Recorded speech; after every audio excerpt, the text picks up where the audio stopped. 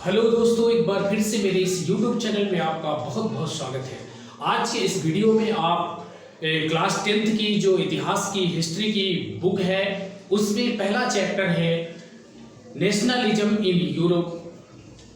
Europe में राष्ट्रवाद से रिलेटेड जो फैक्ट हैं, इस चैप्टर के इम्पॉर्टेंट टॉपिक्स हैं, उन सब के बारे में इस वीडियो में मैं आपके साथ डिस्कस करूंगा, तो पूरा वीडियो आप ध्यान से देखिए।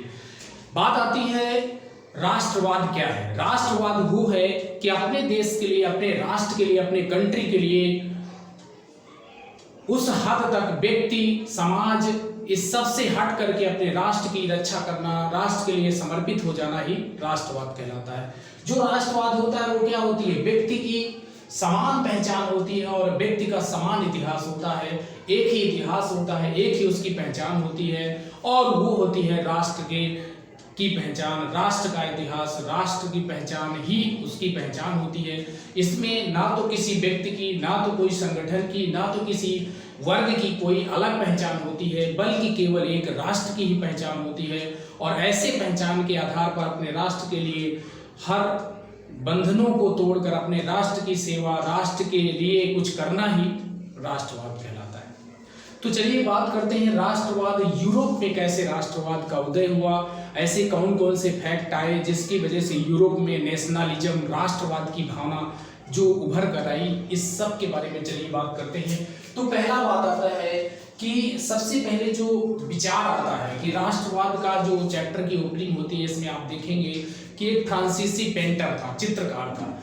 फ्रांसीसी जो चित्रकार था फ्रेडरिक सारियो ने एक पेंटिंग बनाया। उसने अपनी पेंटिंग में जो 4 चित्र थे, पेंटिंग में उसके 4 चित्र थे, और उस चित्र में उसने एक पहली बार यूरोप में ये देखने को मिला, पहली बार उसने यूटोपिया मतलब कल्पना लोक, यानी अपने सपनों का संसार उसमें बनाया, जिसमें उसने कहा कि यूरोप के जितने भी कंट्री हैं और अमेरिका के सारे कंट्री, वो सब लोग मिलकर एक स्वतंत्रता की स्टेज, जो लिबर्टी की प्रतिमा है, स्वतंत्रता की प्रतिमा के सामने सभी अपने अपने झंडे लेकर के एक यूनिटी में, एक लाइन में सब लोग उस स्वतंत्रता की जो प्रतिमा है उसके सामने सभी खड़े हुए हैं। और उसने ये बनाया कि ऊपर से जो ईसा मसीह हो गए, एंजल हो गए, देवदूत हो गए, वो सब लोग ऊपर से देख रहे हैं और उस मूर्ति के सामने सारे देशों के अलग अलग झंडे हैं, उस झंडों में एक लाइन में सब लोग उस मूर्ति की तरफ जा रहे हैं। ये पेंटिंग उसने, फ्रेडरिक सारियो ने बनाया। ये 1848 ईस्वी में इस पेंटिंग को उसने बनाया और यहीं से एक ऐसा विचार आता है जो कि लगता है कि पूरा जो देश है, पूरा जो यूरोप है और अमेरिका है, पूरा एक हो रहा है, और ये राष्ट्रवाद की फीलिंग को बढ़ावा देता है। बात इसके पहले की अगर करें राष्ट्रवाद की, तो आप देखते हैं फ्रांसीसी क्रांति। सबसे पहले फ्रांस की क्रांति जो आती है 1789 ईस्वी में फ्रांस में जो क्रांति हुई, फ्रेंच रिवॉल्यूशन, तो ये फ्रांस की क्रांति। अब क्रांति क्या होता है? क्रांति होता है परिवर्तन। जब अचानक किसी सिस्टम, किसी व्यवस्था, किसी शासन व्यवस्था में अचानक से परिवर्तन आ जाता है तो उसे हम क्रांति का दर्जा देते हैं। यद्यपि अगर धीरे धीरे भी परिवर्तन आता है तो भी हम क्रांति कहते हैं। जैसे राजनीतिक क्रांति हो गई, सांस्कृतिक क्रांति, औद्योगिक क्रांति, उद्योगों में परिवर्तन आता है तो औद्योगिक क्रांति, संस्कृति के क्षेत्र में परिवर्तन आता है तो सांस्कृतिक क्रांति, धर्म के क्षेत्र में परिवर्तन आता है तो धार्मिक क्रांति। तो ये होता है, क्रांतियों के विभिन्न प्रकार हो सकते हैं। तो फ्रांसीसी क्रांति में क्या होता है? राष्ट्रवाद की पहली स्पष्ट अभिव्यक्ति देखने को मिलती है कि इसमें जो निरंकुश शासक था लुई 16, जो लुई 16वां था और लुई 15वां था, जो ये शासक था, इसका पूरी तरह से शासन, इस निरंकुश शासन व्यवस्था का अंत हो जाता है। राजतंत्र की समाप्ति होती है। प्रभुसत्ता नागरिकों को, जो सॉवरेंटी है, प्रभुसत्ता है, वो नागरिकों को मिल जाती है और नागरिकों के अंदर राष्ट्र के लिए फीलिंग आती है और निरंकुश शासन का अंत हो जाता है। तो ये जो फ्रांस की क्रांति है, सबसे पहला स्टेप होता है कि फ्रांस की क्रांति ने यूरोप में राष्ट्रवाद के उदय के लिए बहुत महत्वपूर्ण स्तंभ प्रदान किए। चलिए दूसरा बात आता है नेपोलियन की नागरिक संहिता। जब फ्रांस की क्रांति हो जाती है तो नेपोलियन का उदय होता है और नेपोलियन का उदय होकर नेपोलियन क्या करता है? वो जो सिस्टम था, पुराना सिस्टम, उसको पूरी तरह से चेंज कर देता है और उस सिस्टम को चेंज करके वो एक नई अपनी नागरिक संहिता बनाता है, जिसमें क्या है 1840 ईस्वी में नागरिक संहिता बनाई। जन्म आधारित विशेषाधिकारों की इसने समाप्त कर दिया। जो जन्म के आधार पर जो प्रीस्ट थे, पुरोहित थे, जो सामंत थे, ऐसे जो अमीर वर्ग थे, उन सब का जो विशेषाधिकार प्राप्त था उसको उसने नेपोलियन ने खत्म कर दिया। जन्म के आधारित जो विशेषाधिकार मिलते थे उन सबको नेपोलियन ने खत्म कर दिया। न्याय के समक्ष समानता है। हर व्यक्ति, चाहे वो अमीर हो, गरीब हो, चाहे वो कुलीन वर्ग का हो, चाहे निम्न वर्ग का हो, चाहे वो गरीब वर्ग का हो, कानून की नज़र में, न्याय की नज़र में सभी व्यक्ति समान होंगे। ये चीज। अगला, संपत्ति का अधिकार सुरक्षित। जो व्यक्ति की संपत्ति थी उसको राजा या उसको जो सरकार थी वो व्यक्ति की संपत्ति को हड़प नहीं सकती थी। व्यक्ति की संपत्ति उसकी अपनी संपत्ति होती थी, तो इसलिए संपत्ति की सुरक्षा का अधिकार संरक्षित कर दिया। यातायात संचार व्यवस्था में सुधार किया नेपोलियन ने। नाप तौल का मानक पैमाना इसने बनाया। एक राष्ट्रीय मुद्रा चलाई, जो कि विभिन्न प्रकार की मुद्राएं चल रही थी, तो राष्ट्र की जो फ्रांस की एक ही मुद्रा है उसको उसने चलाया। बाद में आप देखते हैं कि नेपोलियन भी इतना ज़्यादा उसके अंदर राष्ट्रवाद की भावना आ गई कि उसने ये सोचा कि जितने भी लोग हैं अपने देश के, फ्रांस के लोग हैं, वो पूरी दुनिया पर शासन करने के लिए आए हैं। बाद में फिर उसने हर व्यक्ति को सैनिक बनाने के लिए सोचा और बाद में उसका भी विरोध हुआ। उसको फिर कई देशों ने मिलकर उसे पराजित किया। आगे बात करते हैं फिर वियना संधि 1815 ईस्वी में। इसमें क्या हुआ था, नीदरलैंड में साम्राज्य की स्थापना की गई, नीदरलैंड में, और जिनेवा को पिडमांट के साथ मिला दिया गया। इसमें प्रसा को पश्चिमी क्षेत्र दे दिया गया, रूस को पूर्वी क्षेत्र दे दिया गया, ऑस्ट्रिया को उत्तरी इटली का क्षेत्र दे दिया गया। इस प्रसा की से जो वियना की संधि हुई 1815 में, इसमें ये काम किया गया, तो इससे भी राष्ट्रवाद को बढ़ावा मिला। उदारवादियों की क्रांति। अगर उदारवादियों की क्रांति कहा जाए तो 1848 ईस्वी में नए मध्यम वर्ग का उदय हुआ, और ये जर्मनी की बात हो रही है कि 1848 में जो जर्मनी में क्रांति हुई, उदारवादियों की क्रांति। व्यक्ति के लिए आज़ादी व कानून के समक्ष समानता की बात की गई। इसमें तिरंगा एक झंडा बनाया गया, जिसमें काला, लाल और सुनहरा झंडा एक तैयार किया गया।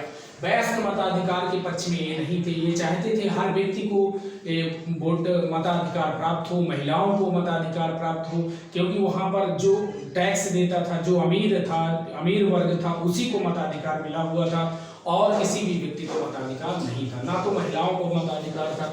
तो इसने क्या किया, वयस्क मताधिकार के पक्ष में ये नहीं थी। उदारवादी जो क्रांति हुई, पूंजी पर लगे हुए प्रतिबंधों का विरोध किया, जो पूंजी का प्रवाह नहीं हो पा रहा था, पूंजी पर प्रतिबंध जो लगा हुआ था, उसका इस उदारवादियों ने विरोध किया।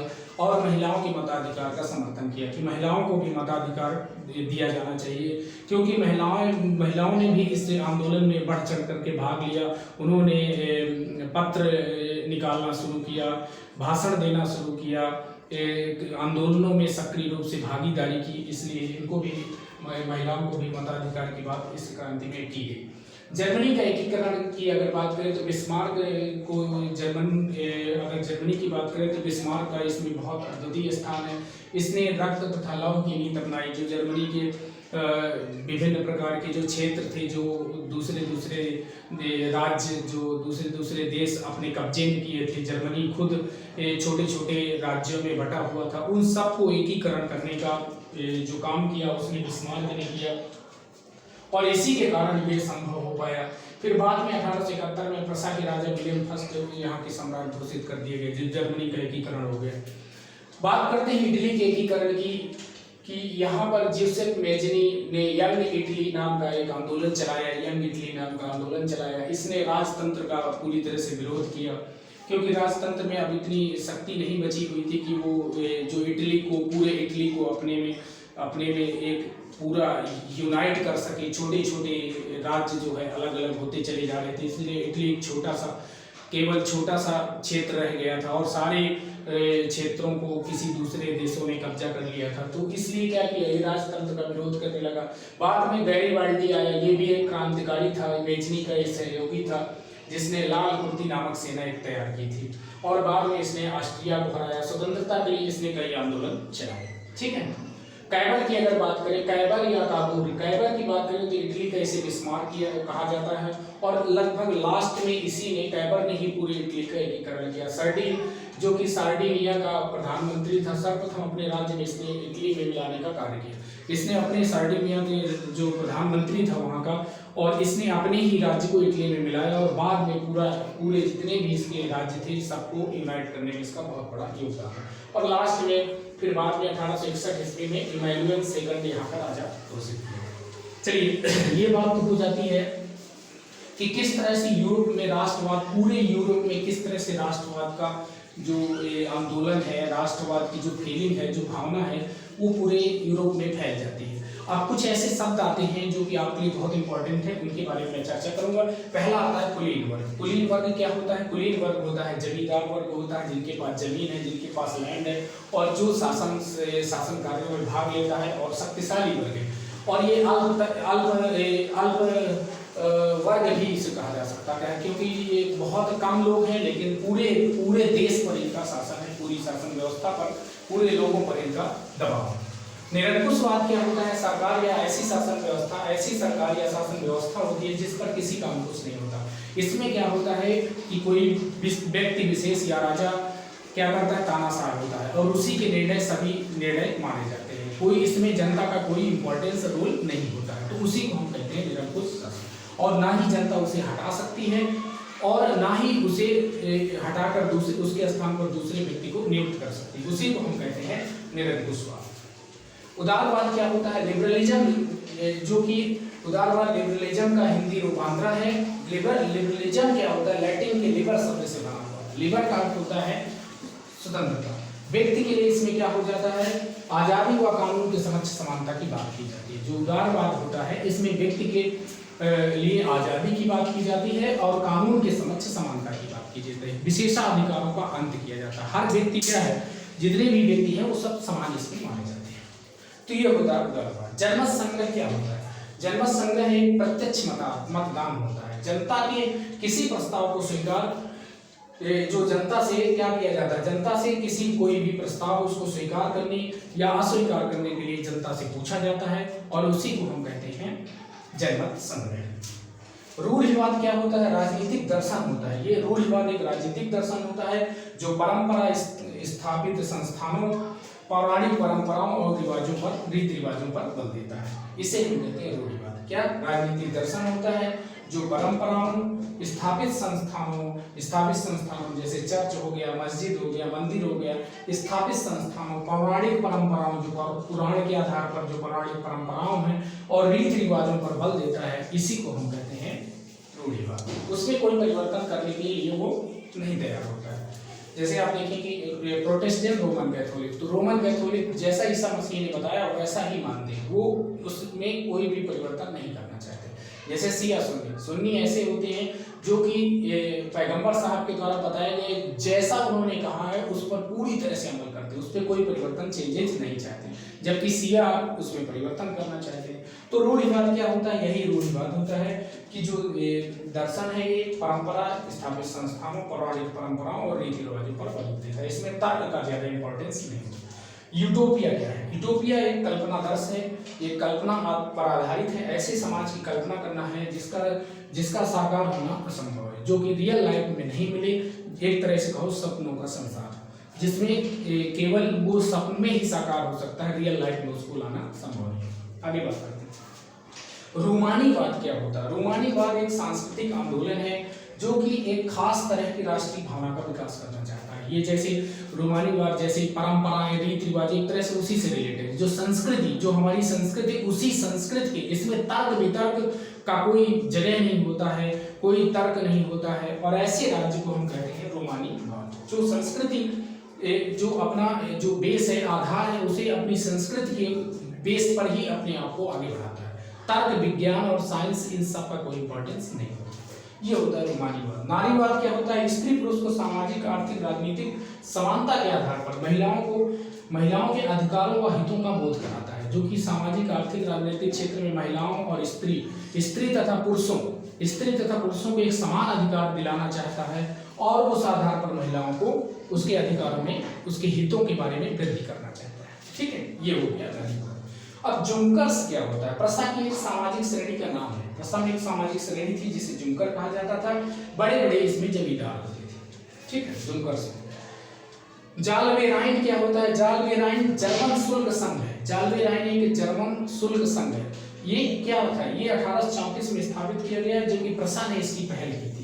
विभिन्न राज्यों के बीच शुल्क अवरोधों को समाप्त करना था। जो विभिन्न राज्यों के अलग अलग शुल्क थे, अलग अलग टैक्स थे, उन सारे टैक्सेस को खत्म करना था। और ये प्रसा की पहल पर ये स्थापित किया गया 1834 ईस्वी में। इसमें क्या था? मुद्राओं की संख्या जो कि लगभग 20 से भी अधिक मुद्राएं चलती थी।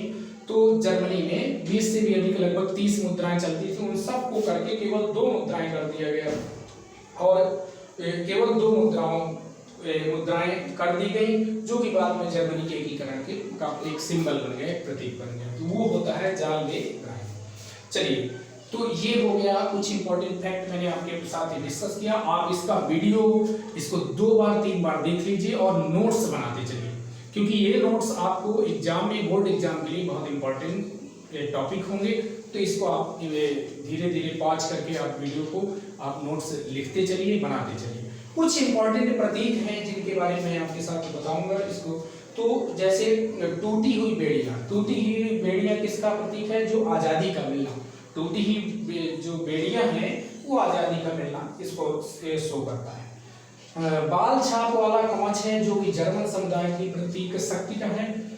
और इसके बाद बलूत पत्तियों का मुकुट है, जो कि वीरता का प्रतीक है। और तलवार मुकाबले की तैयारी का प्रतीक है। तलवार पर लिपटी जैतून की डाली है, जो कि शांति की चाह है। और उगते सूर्य की किरणें हैं, जो कि नए युग का सूत्रपात करता है। ये कुछ सिंबल है जो कि बोर्ड की दृष्टि में काफी इंपॉर्टेंस है। तो चलिए, आज इतना ही। मिलते हैं अगले वीडियो में। वीडियो को लाइक जरूर करिए, क्योंकि लाइक करते हैं तो मुझे एक फीडबैक मिलता है, मुझे लगता है कि मैं कुछ अच्छा कर रहा हूँ। और अगर अभी तक चैनल को सब्सक्राइब नहीं किया तो उसे सब्सक्राइब कर लीजिए। तो आज बस इतना ही। नमस्कार।